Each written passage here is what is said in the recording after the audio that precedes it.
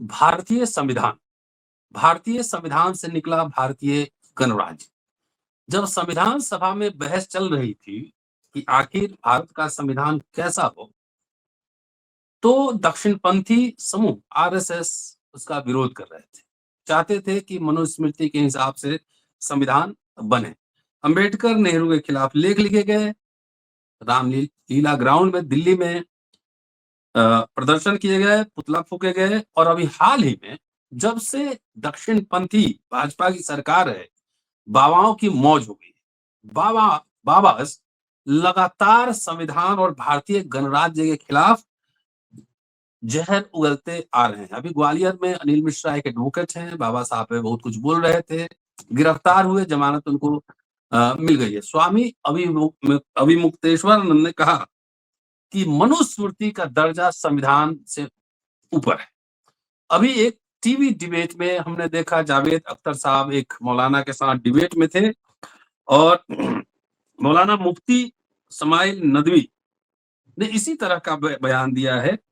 विषय था कि क्या ईश्वर का अस्तित्व है, और बहस में थे जावेद अख्तर और मौलाना ने कहा, जो अभी वायरल चल रहा है, कि मुसलमानों ने धर्मनिरपेक्षता को मान्यता देकर और शरिया पे राष्ट्रीय संस्थाओं को सर्वोच्चता देकर गलती की। आखिर मौलाना क्या कहना चाहते हैं? ये भाषा कहीं वही आरएसएस की भाषा तो नहीं कि भाई ये मुसलमानों का देश बन गया, जहां शरीयत है वहां चले, यही तो कहता है आरएसएस। तो क्या ये दोनों, अभी बच्चा पैदा करने को लेकर भी डिबेट है, क्या ये दोनों एक्सट्रीम धाराएं एक दूसरे को सपोर्ट कर रही है? मेरे साथ प्रोफेसर राम पुनियानी साहब हैं, लगातार अम्बेडकरनामा पर आप सुन रहे हैं, नए साल में पहली बार है अम्बेडकरनामा पर, और चलते हैं जरा समझने की कोशिश करते हैं कि इस देश के ताने बाने में यह क्या घुल रहा है। स्वागत है सर। जी नमस्ते सर। जी रतनलाल नमस्कार। जी जी, ये आपने जो विषय अभी निकाला है, ये विषय रखा है, ये हमारे लिए काफ़ी गहराई से सोचने वाला है। जैसे हम जानते हैं कि भारतीय संविधान जब बना, ये मुख्य रूप से भारत के आज़ादी के आंदोलन के मूल्यों को, भारत की विविधता को और एक उभरते हुए समाज के मूल्यों को सामने रख रहा था। और उस समय जो आरएसएस का मुखपत्र पांचजन्य था, उसने लिखा कि ये भारतीय संविधान जिसको कह रहे हैं, इसमें तो कुछ भारतीय है ही नहीं। उनका इशारा शायद मनुस्मृति की तरफ था, जो सावरकर ने और स्पष्ट कर दिया, और सावरकर ने कहा कि मनुस्मृति ही आज का संविधान है। और इसके पहले भी गोलवलकर मनुस्मृति की तारीफ के बारे में बहुत कुछ कहे गए। इसके बारे में बहुत सारी चीजें हैं, जैसे अभी 2024 के लोकसभा चुनाव में एक 400 पार का नारा दिया गया था। 400 और पार। उनको जब पूछा गया कि आप 400 पार क्यों कह रहे हैं, तो उन्होंने कहा कि भाई 400 पार रहा तो फिर हम संविधान को बदल सकते हैं, अपनी तरफ से मोड़ सकते हैं। तो यानी ये बात, इसमें कोई शक नहीं है कि यहाँ भी जो कंजर्वेटिव लोग हैं और आरएसएस के शाखाएं हैं, वो मनुस्मृति को ऊंचा दर्जा देती है। और इसी बात को अभिमुक्तेश्वरानंद ने कही कि अभिमुक्तेश्वरानंद जी जो आजकल काफी दिखते हैं इस पे सोशल मीडिया पे, उन्होंने कहा कि मनुस्मृति का दर्जा संविधान से ऊपर है। अब मुझे हैरानी ये हुई कि जैसा इन्होंने कहा, वैसा ही उसी के समांतर और विरोधी बात जो कही, वो मौलाना मुफ्ती शमाइल ने कही। मौलाना मुफ्ती शमाइल तो अभी नए नए पॉपुलर हुए हैं जावेद अख्तर से डिबेट करने के बाद। तो उनका एक क्लिप है, उस क्लिप में ऐसा वो कहते हैं कि मुसलमानों, जैसे आपने कहा कि मुसलमानों ने गलती की, जो उन्होंने धर्मनिरपेक्षता और जो आधुनिक संस्थाएं हैं उनको स्वीकृति दी। वास्तव में शरिया का दर्जा ये संविधान से ऊपर होना चाहिए। ये शरिया का दर्जा संविधान से ऊपर होना चाहिए। तो हम ये समझ लें शरिया है क्या। ऐसा मनुस्मृति तो एक तरफ से पूरा मूल्यों को, ब्राह्मणवादी मूल्यों को एक जगह पे रखा गया है, जिसको ये लोग पसंद करते हैं, हिंदू सांप्रदायिक लोग पसंद करते हैं। शरिया में थोड़ा सा चीजें जो हैं वो चार चीजों को मिलके बनता है। पहला कुरान, होली कुरान। दूसरा हदीथ यानी मोहम्मद साहब का जीवन और उनके कार्य। तीसरा ये बनता है इज्मा, इज्मा यानी एक लोगों में सहमति हो, और चौथा बनता है ये कियास से, जो एनालॉजी मतलब इसके प्रकार के दूसरे संदर्भ देखकर। अब इसमें जी ऐसा जो कानूनी व्यवस्था है शरिया की, वो बहुत मज़ेदार है। मज़ेदार ऐसी, एक तरफ तो मौलाना साहब कह रहे हैं कि शरिया होना चाहिए, पर शरिया के अंदर बहुत प्रकार की कानूनी व्यवस्थाएं हैं। जैसे शिया, सुन्नी तो हम सब जानते हैं, इसी में हनाफी, बिल्कुल मलिकी और दूसरी बहुत सारी कानूनी व्यवस्थाएं हैं। तो किस व्यवस्था की तरफ उनका इशारा है, ये कहना भी मुश्किल है, क्योंकि धर्म ऊपर जी से तो एक रहते हैं, पर अंदर इनके काफ़ी अलग-अलग प्रवाह भी रहते हैं। धाराएं होती हैं। तो इस बात से मुझे लगा कि ये किस प्रकार से ये जो दकियानूसी लोग हैं और दकियानूसी आधार पे जो राजनीति करते हैं, उनके मूल्य एक समान है। उनके मूल्य एक समान का मतलब क्या? जो संविधान में दिया है स्वतंत्रता, समता, बंधुता और सामाजिक न्याय, उसको अस्वीकार करें। और दूसरा, जो संविधान के माध्यम से, अभी तो संविधान को काफ़ी कुरेदा जा रहा है, काफ़ी इसको कमज़ोर बनाया जा रहा है ये सरकार द्वारा, पर उसमें जो हमारी संवैधानिक संस्थाएँ हैं, संवैधानिक संस्थाओं का महत्व बहुत होना चाहिए। और ये संवैधानिक संस्थाएँ हैं जिसके आधार पे संविधान की रक्षा करने के लिए जुडिशरी न्याय व्यवस्था है, और कानून बनाने के लिए लोकसभा, राज्यसभा ये है। तो ये एक ऐसी व्यवस्था है जिसमें न्याय की पूरी-पूरी गुंजाइश हो सकती है। अब ये बात और है कि आज भारत में इसका हाल थोड़ा अलग हो गया है, क्योंकि जो धर्म के नाम की राजनीति करने वाले आरएसएस के संगठन हैं, उन्होंने काफ़ी संस्थाओं में घुसपैठ करके ऐसे लोगों को वहाँ बिठा दिया है, जो अंदर से मनुस्मृति को मानते हैं, ऊपर से भारतीय संविधान पर शपथ लेते हैं, और करते वो धीरे-धीरे व्यवस्था को बदलने की कोशिश कर रहे हैं। तो दूसरी तरफ से मौलाना ये मुफ्ती साहब आ गए, और मुफ्ती साहब भी उसी प्रकार की बात कर रहे हैं। मुफ्ती साहब को ज़्यादा सोचना चाहिए कि आज भारत के मुसलमानों का क्या हाल है। अब एक तरफ तो उनको राजनीति के तहत, सांप्रदायिक राजनीति के तहत दुय्यम दर्जे का नागरिक बनाए जाने की कोशिश चल रही है, हाशिए पे ढकेला जा रहा है, उन पर अलग-अलग जी प्रकार के अत्याचार हो रहे हैं, और उन पे जिस प्रकार के हमले होते हैं, असुरक्षितता बढ़ रही है और गैर बराबरी बढ़ रही है। ये अब इस दौरान मुसलमानों के लिए क्या सलाह होना चाहिए?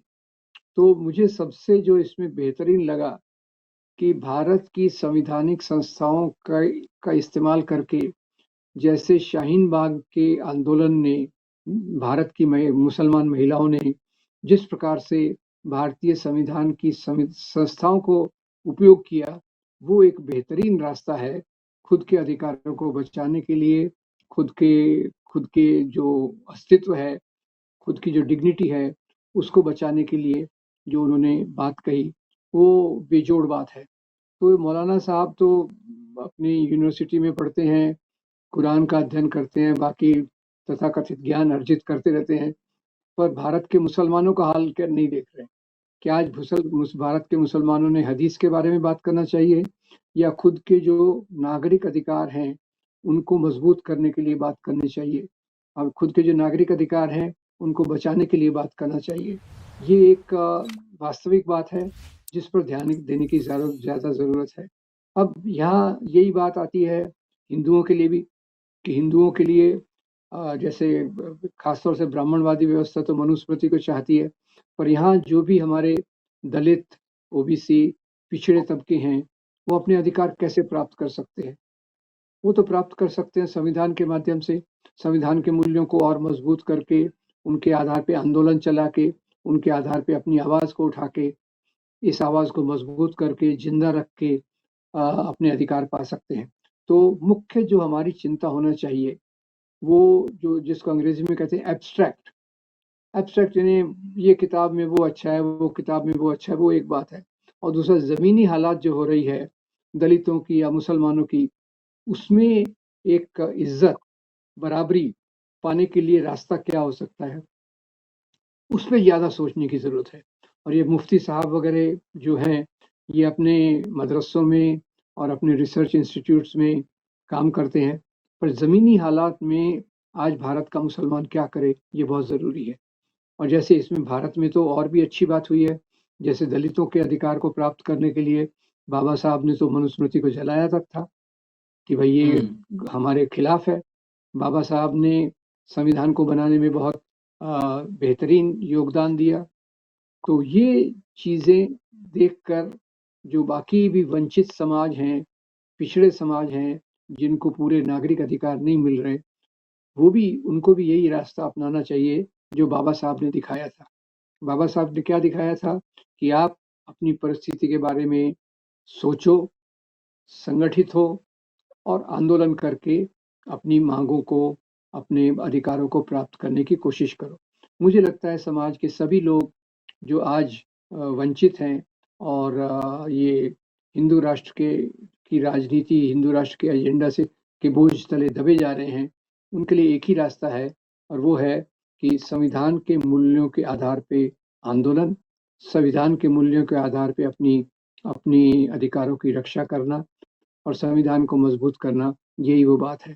अब भावनात्मक तौर से कई लोग अलग-अलग बातें कह सकते हैं, उसमें कोई विरोध नहीं है, पर भावनाओं को अपनी जगह रखना चाहिए और सामाजिक आंदोलन अपनी जगह पे है। सामाजिक आंदोलन में जहाँ हम अपने अधिकारों की बात करते हैं, वो बहुत महत्वपूर्ण है। और रतनलाल जी, मैं आपको एक बताना चाहता हूँ कि आजकल जो ये सरकार है, ये ज़्यादातर जहाँ तक अधिकारों की बात है, वंचित तबके के अधिकारों की बात है, वो अधिकारों की बात को हाशिए पे डाल के कर्तव्य की बात सामने ला रही है। इसके मैं 3 उदाहरण आपके सामने रखूँगा। एक तो जो किसान आंदोलन हुआ था, किसान आंदोलन में उन्होंने जिस प्रकार से कानून लाए थे, वो किसानों के भले के नहीं थे। किसानों को ड्यूटी ज़्यादा बताते थे और उनके अधिकारों को मार्जिनलाइज़ करते थे। अभी लेबर कोड को देखिए, 4 लेबर कोड आए हैं और ये 4 लेबर कोड के आधार पे मज़दूरों के पूरे अधिकारों को छीनने की बात चल रही है। फिर अंत में मनरेगा को देखिए, मनरेगा महात्मा गांधी के नाम पे जो रोजगार की स्कीम थी, उसको बंद कर दिया गया है। वो अधिकार के आधार पे थी कि ये लोगों का अधिकार है कि उनको काम मिले और अभी वो ऐसा है कि केंद्रीय सरकार अलॉट करेगी, केंद्रीय सरकार बताएगी कहाँ किसको देना है वगैरह-वगैरह। तो ये मैं एक बात को सोच रहा हूँ कि धर्म के नाम की जो राजनीति है, वो वंचित तबकों के अधिकारों को समाप्त करके उनके ऊपर कर्तव्य का बोझ लादना चाहती है, ये मेरी राय है। और उसमें ये मुस्लिम कम्युनिटी के जो लीडर हैं, उनको भी ये बात सोचने की ज़रूरत है कि उनके लिए बराबरी का रास्ता केवल संविधान की संवैधानिक संस्थाएं और संविधान के बताए हुए रास्ते से ही हो सकता है, ये किसी एब्स्ट्रैक्ट चीज से नहीं हो सकता। एक बात है सर, मनुस्मृति तो हिंदुओं के लिए, हिंदू महिलाओं के लिए, हिंदू पुरुषों के लिए, उसमें जिस तरह के प्रावधान है, चाहे काम करने के हो, सजा देने के हो, महिलाओं के बारे में तरह-तरह के प्रावधान है। उसी पर तो जो जो आईपीसी आया था, इंडियन पेनल कोड, और सीआरपीसी, मनुस्मृति हिंदुओं के लिए, हिंदू महिलाओं, हिंदुओं पुरुषों के लिए, और उसमें जिस तरह से जाति प्रथा, अस्पृश्यता, शादी ब्याह के नियम कानून, छुआछूत सब कुछ है, और अपराध भी जाति और वर्ण के हिसाब से ही है। तो उस पर जो सीआरपीसी और आईपीसी आया था, पहला एक बड़ा प्रहार था, कानून के समक्ष समानता। और इसी समानता के सिद्धांत के आधार पर जो यूरोप के लिबरलिज्म से, डेमोक्रेसी से, क्रांतियों से निकला था, भारत का संविधान बना। शरीयत जो है मुसलमानों के बारे में है, और भारत में हम देखते हैं कि मुसलमानों में भी जाति व्यवस्था, पसमानदा मुस्लिम, तमाम तरह के पिछड़े मुसलमान है, ये है। तो आखिर जो पाकिस्तान में है या जो और देशों में जो शरीयत लागू है, तो उसके हिसाब से वो कैसे काम कर रहे हैं? क्या चाहते हैं मौलाना इस देश में? देखिए, पहले तो मैं ये बताऊं कि ये जो शरिया भी है, दुनिया में करीब 55 मुसलमान देश हैं, मुस्लिम मेजॉरिटी देश हैं, सभी में शरिया नहीं लागू होता। केवल 3 देशों में शरिया को पूरा लगाया गया है, सऊदी अरेबिया, ईरान और अफगानिस्तान। बाकी देशों में इसके कुछ भाग लेकर उसको लागू किया गया है और भारत में भी इसका एक लागू किया गया। भारतीय संविधान ने भी शरिया का एक भाग लिया है और जिसको हम मुस्लिम पर्सनल लॉ कहते हैं। तो दुनिया के बाकी मुस्लिम देशों में भी शरिया के कुछ भागों को लिया गया है और पूरा शरिया तो कहीं ये 3 देशों के सिवा कहीं लागू नहीं है। और तो उन 3 देशों का हाल भी हम जानते हैं कि शरिया के कारण वहाँ के मुसलमानों को किस प्रकार से समस्या हो रही है। तो महिलाओं का सवाल हो या दूसरे प्रकार के दमन का सवाल हो, अधिकारों के हनन का सवाल हो, बराबरी के विरोध की बातें हो, वो कई बातें जो ट्रेडिशन से चली आती हैं, पारंपरिक रूप से चली आती हैं, उसके आधार पे ये मौलाना लोग अपनी बात करते हैं। और जबकि समाज में तो पहले सामंतशाही थी, राजाशाही थी, राजाशाही से हम डेमोक्रेसी की तरफ आते हैं, नेशन स्टेट की तरफ आते हैं, राज्य की तरफ आते हैं। तो हमारे जो कानून हैं, हमारे जो रास्ते हैं, वो रास्ते तो बदलना चाहिए। हम उन रास्तों को लेकर चल नहीं सकते। मनुस्मृति एक समय चलती थी, आज उसके आधार पे समाज को चलाया जाए तो ये तो बहुत अत्याचार होगा। वैसे ही शरिया के कुछ भाग ऐसे होंगे जो कुछ लोगों को मंजूर नहीं है, और जैसे मैंने बताया शरिया में भी एक नहीं है, उसमें बहुत सारे जो कानून हैं, जैसे शिया है, सुन्नी है, फिर ये हनाफी है, मलिकी है, हनाबी है, ऐसे बहुत सारे उनके भी अंदर मतभेद हैं। भारत में भी तो तो आप कौन सारे सा सेक्ट शरिया अवेलेबल हैं। लगाएंगे? भारत में भी तो सब अवेलेबल हैं। बहुत सेक्शन, करेक्ट, भारत में भी अवेलेबल है। तो वो भी एक मजेदार बात है, जबकि संविधान के बारे में कोई डाउट नहीं है, एक रास्ता है, उसको आप अपनाइए। वक्फ बोर्ड तो शिया के लिए भी है एक अलग, एक सुन्नी के लिए भी है अलग यहाँ। Correct correct, Shia Waqf board, Sunni चलिए सर। वक्फ बोर्ड, ये तो मुख्य रूप से है। और उसमें आम जनता कहाँ है ये पता नहीं। चलिए सर, बहुत बहुत शुक्रिया। और जाहिर है कि संविधान समानता की ओर ले जाता है, और जिनको परंपरागत रूप से जी, असमानता में मजा आता है, असमानता में आनंद उठाते हैं, वो बार बार मनुस्मृति और धर्म ग्रंथों की वकालत करेंगे। सोचना हम सबको है, सोचना आप सबको है कि समानता के सिद्धांत पे रहना है या असमानता के सिद्धांत पर रहना है। इसलिए आवाज बुलंद करते रहिए। शुक्रिया सर, थैंक यू।